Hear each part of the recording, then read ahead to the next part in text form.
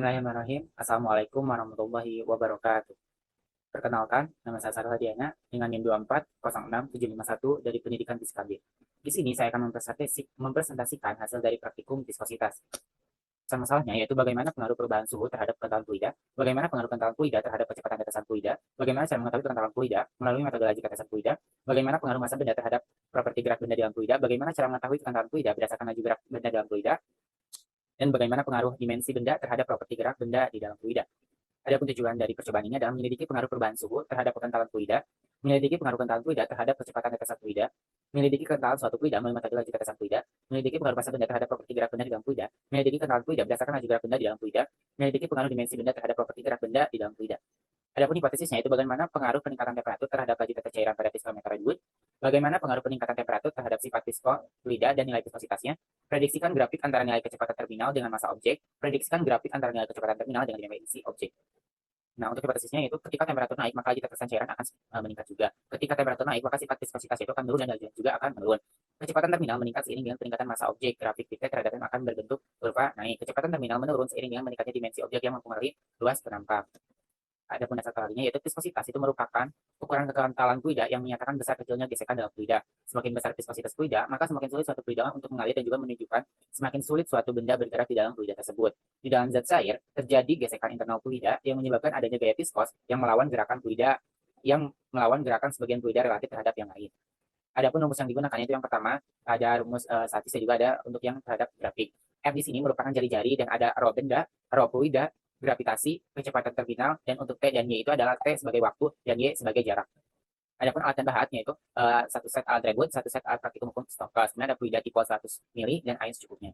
Adapun prosedur percobaannya yaitu menyiapkan tabung yang berisi fluida atau tipo, menentukan jari-jari dan massa jenis, kemudian menentukan massa jenis fluidanya. Yang pertama berarti menentukan massa jenis benda, kedua massa jenis fluidanya, kemudian menjatuhkan bola ke dalam tabung fluida. Nah, bola akan mulai dipercepat oleh gravitasi, tapi pada akhirnya akan mencapai kecepatan terminal, di mana gaya-gaya yang bekerja seimbang. Kemudian ukur waktu yang dibutuhkan bola untuk bergerak dari dua titik.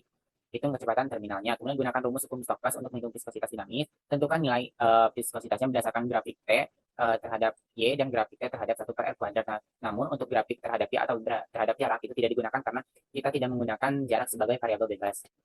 Adapun percobaan untuk Redwood yaitu melakukan percobaan viskositas dengan suhu 50, 60, 70, dan 80. Nah, atur regulator tegangan untuk menaikkan suhu fluida. Gunakan skala yang sesuai, putar tegangan pengaduk agar suhu fluida rata. Jika fluida yang digunakan sebagai sampel viskositas sudah mencapai suhu yang ditentukan, angkat katup bola sehingga tabung alir akan meneteskan fluida tersebut. Nah, kemudian pertahankan suhu fluida dengan mengatur skala regulator tegangan. Ukur waktu menggunakan stopwatch. Catat waktu dari mulai tetesan pertama hingga tabung resistornya mencapai 50 mili.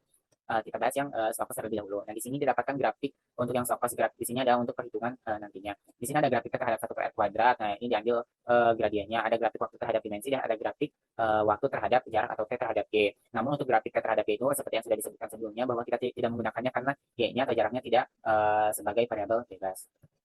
Di sini terdapat hasil dari praktikum dengan hukum Stokes. Didapatkan kecepatan terminalnya itu semakin semakin semakin besar jari-jarinya, kecepatan terminalnya itu juga semakin meningkat. Kemudian di sini didapatkan juga nilai viskositasnya dari bola kecil, bola sedang, hingga bola besar dengan ketidakpastiannya. Nah, di sini kita juga menggunakan tracker. Di sini ada grafik kecepatan terhadap waktunya. Dan ini untuk hasil dari perhitungan dengan menggunakan tracker. Di sini itu sama, cuman kecepatannya itu berdasarkan hasil tracker. Nah, di sini ada grafik kecepatan terhadap massa objek. Jadi, grafik kecepatan terhadap massa objek itu berbanding lurus. Jadi, semakin besar massa objek, maka kecepatannya juga akan semakin meningkat. Di sini ada grafik kecepatan terhadap dimensi objek. Di sini juga berbanding lurus kecepatan dengan dimensi objek. Di sini ada grafik viskositas terhadap jari-jari kuadrat. Jadi, didapatkan viskositas juga berbanding lurus dengan jari-jari kuadrat. Sekarang kita masuk ke Redwood.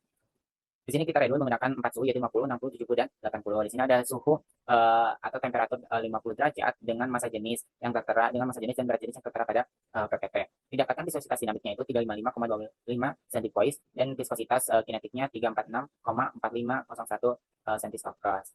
Kemudian didapatkan juga untuk yang temperaturnya 60 tidak untuk massa jenis dan berat jenis tertera pada PPT, dan viskositas kita juga mendapatkan viskositas dinamik dan viskositas kinematiknya. Nah, di sini untuk viskositas dinamik didapatkan 156,53 centipoise dan viskositas kinematiknya didapatkan 153,626 centistokas. Didapatkan juga untuk yang 70 derajat Celcius. Untuk viskositas dinamiknya itu 64,58 dan untuk viskositas kinematiknya 63,789.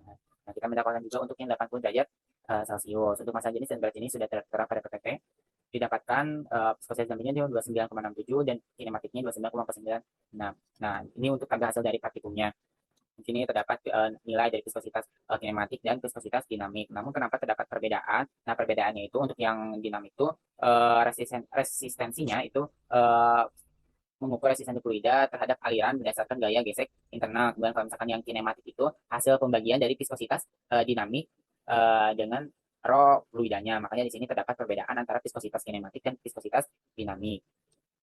Nah, adapun hubungan viskositas terhadap temperatur. Nah, di sini dapat dilihat bahwa semakin tinggi temperaturnya, maka nilai viskositasnya itu semakin menurun. Jadi semakin tinggi temperaturnya, maka viskositas tingkat kekentalan dari fluida tersebut akan semakin mencair.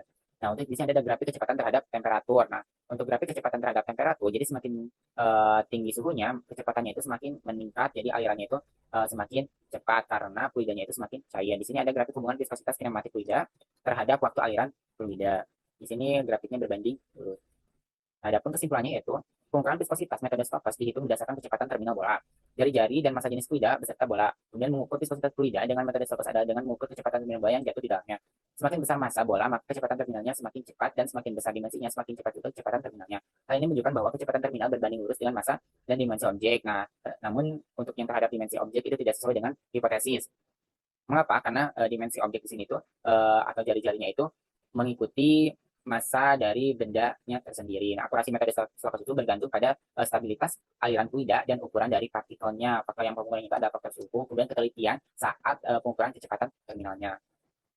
Prinsip kerja pengukuran viskositas dengan metode Redwood adalah dengan mengukur waktu aliran fluida. Semakin tinggi suhu, semakin cepat aliran fluidanya. Maka semakin tinggi suhu, semakin menurun nilai viskositasnya, yang menandakan bahwa fluida itu semakin cair. Terima kasih, cukup sekian hasil presentasi dari saya. Mohon maaf bila ada kesalahan. Wassalamualaikum warahmatullahi wabarakatuh.